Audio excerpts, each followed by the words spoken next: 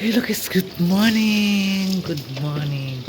So ayan guys, ang ganap ni Sarah ngayon ay magluto ako ng tanghalian na munggo. Kasi si Jing ay parang nahihilo daw siya. So ako ang magluto. Kasi sabi niya ako daw muna magluto, ngayon lang man daw to. Sure, sure ka ngayon lang yun? Sure ka Jing, ngayon lang ko magluto. Teka sa ko So ayan guys, ang mga ihalo ko sa munggos, alagbati, bawang, sibuyas, bombay, kamatis, luya, okraan. My favorite is kalabasa. Huwag na natin haluan ng sitaw at saka talong kasi si Madam allergy sa talong. Allergy baka mangati-ngati na naman si Madam Bes. So ayan guys, ang mga ganap ni Sarah ngayon for today's video. Ayan. Guys, tingnan natin yung lansones ni Madam Tucci. O, diba? O. Malapit yung binugay. Nakang kayo. Kay bunga.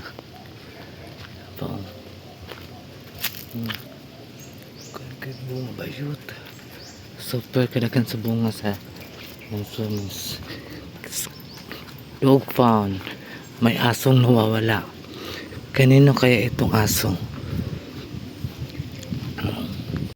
A few moments later. Hello, good morning. Today is Thursday. So, ayan guys. Every morning, magluto tayo ng agahan. Ng, ano ba bang umaga na luto. So, inutusan ako ng madam na magluto ako ng turtang talong. Kasi madaig na kami talong guys. Adi. Tara. Turtang talong. Sarap niya na po. Kunin natin yun kay medyo naluto na siya kasi mapagod pa. So ako sa siyang gigrinder ano pa para o diba perfect ang talong ni Sarah. Perfect talong yan. Diyan muna yan, may ako na i-transfer yan pag wala ng mantika. Masarap kasi pag may wala ng mantika eh. So ayan guys, magprito tayo ng isda kay ihalo natin sa ihalo natin sa gulay. Maggulay kasi kami ngayon ni Zero Club lang. Ano muna tayo guys. Tanggalin natin yung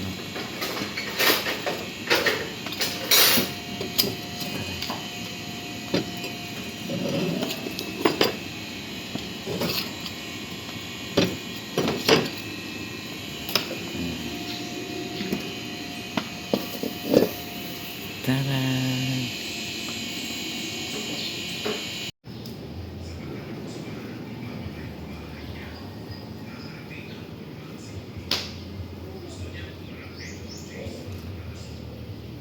A few moments later. Yan mga kasaragaga ay maghanap kami ng gulay. Sarap magkain ng ano guys, lauwi. Lauwi ba nga na may mais, may gabi, dahon-dahon. Masarap magkain guys. So mag-ano kami ni Zero Club Lab, maghanap kami. Kasi sabi ni yung asawa ng caretaker dito, mayroon daw dito na bahay na nagtitinda ng gulay. Kasi daw may pesto yung na babae, may pesto sila sa Mintal, may sila doon parang tindahan pa sa mga gulay. So puntahan namin kung mayroon siyang tindang gulay. So guys, mayroon na namang durian, itech, paraan para itech, durian na naman. Hilaw pa man. Ano na siya pa nagtaga ka rin. Hilaw man ang durian. Wala siya. Tingtagak sa mga durian. So ayan na guys. Naka-hits ako sa sa kapitbahay namin sa Puma na may sila guys. May multi-cup. So kita niya ako dun sa daan. Pinasakayan lang niya ako sa kanya sasakyan. So ayan, na-save ko yung pamasahe ko na 20 pesos. So ayan, may mga tao pa talaga sobrang bahid pa. Nakaintindi mo sila close at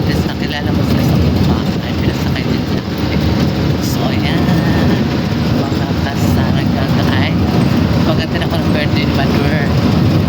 So, mga kamanatan sa naga. At kami dala din ako.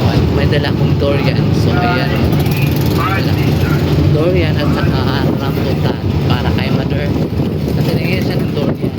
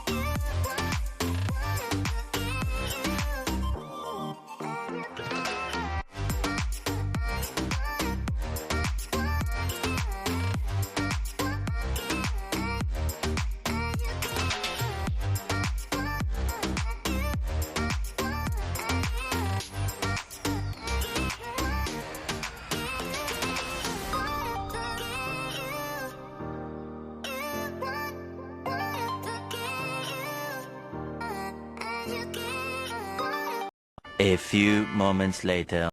So ayan guys, nakauwi na ako kagabi, galing ako dun kay Mother. At na-surprise din siya sa binigay ko niyang cake.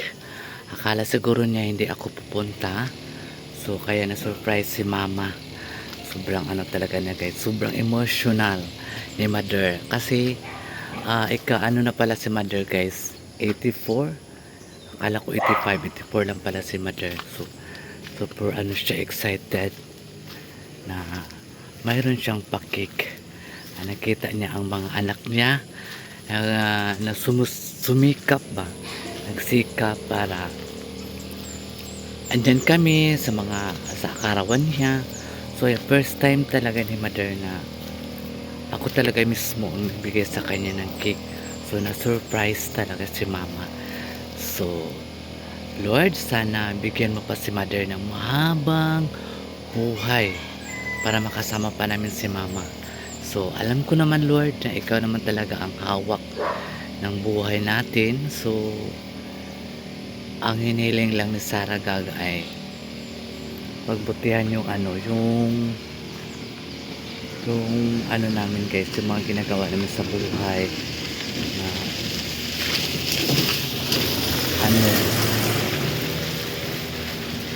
makagawa tayo ng mabuti sa kapwa natin, no, para mabaswasan naman ang aking kasalanan.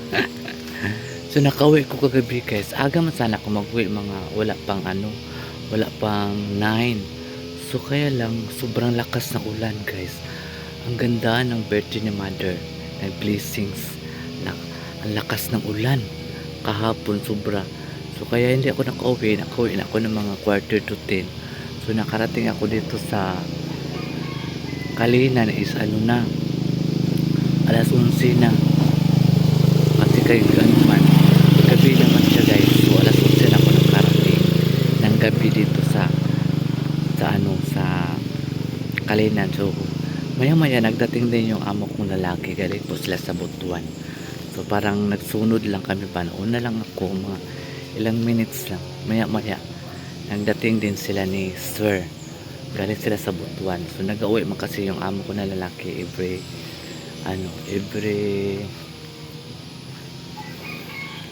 Thursday.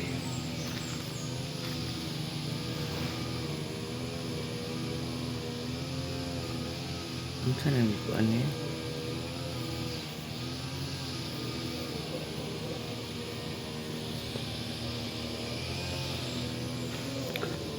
So ayan guys, ang mga ganap kayo ni Sarah Gaga.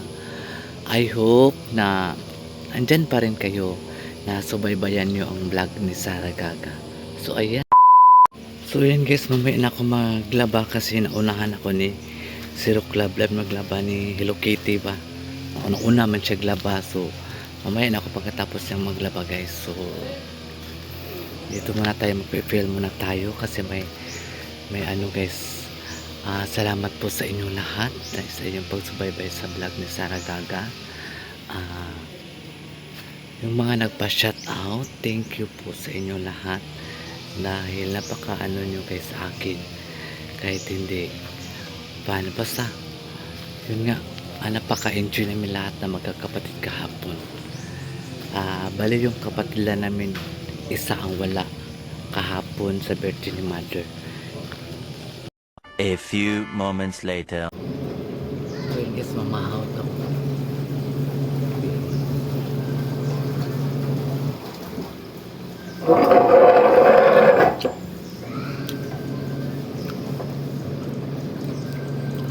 Mamahawat ako kay kahapon, wala namin nagpansit. Pero namin nagpansit.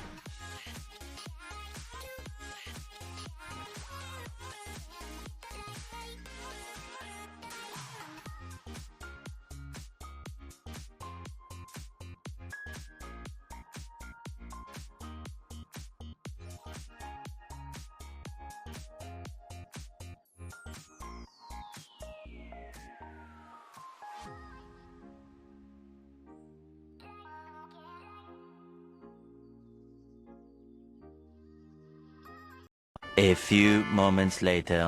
So ayan mga kasaragaga, ayan may napa-shoutout si Ma'am Annalyn Eugenio 7359. O yan ma'am, good morning po Ma'am Annalyn. So ayan guys mga kasaragaga, ang hinihiling ko lang sa inyo, please don't skip Ate Saragaga and pag-like and share and pag-subscribe. So ayan guys, makikita nyo doon yung family ko, makikita nyo doon kung gaano kami ka crowded na pamilya, madami kami. So panoorin nyo lang doon sa video ko guys. So ito mga ganap ngayon ni Sarah na naman, naglaban na naman ang kids. Pagkatapos natin mag-uwi, maglaban na naman tayo, diba? Ayan po mga kasaragaga, ang masasabi ko lang sa inyo guys, maraming salamat sa inyong lahat dahil si mama ay napasaya ko sa araw na ito, sa araw ng birthday niya.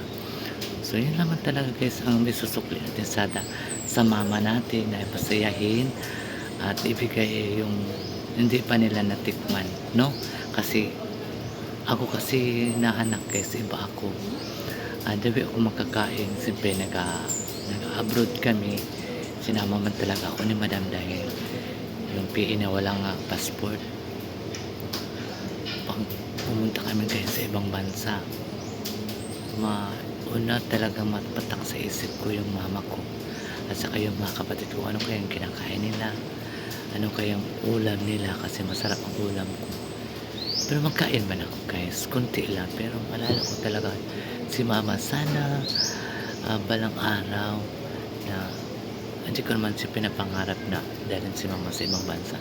Ang sa akin lang na kasama kami na sa isang bahay, na sarili talagang naming bahay, no? At saka magpunta yung mga kapatid ko, patulad kahapon napunta yung mga kapatid ko, 3 babae, tapos 3 kami lalaki. Yung isa lalaki naman hindi nakapunta doon kasi nga busy din siya. So yun, kami lang doon, happy kami lahat. Nagluto yung kapatid ko, tapos inantay namin yung kapatid ko kasi nasa trabaho pa. Dumating siya mga alas 7 ng gabi. So inantay talaga namin na magsabay-sabay kami magkain. So ayan,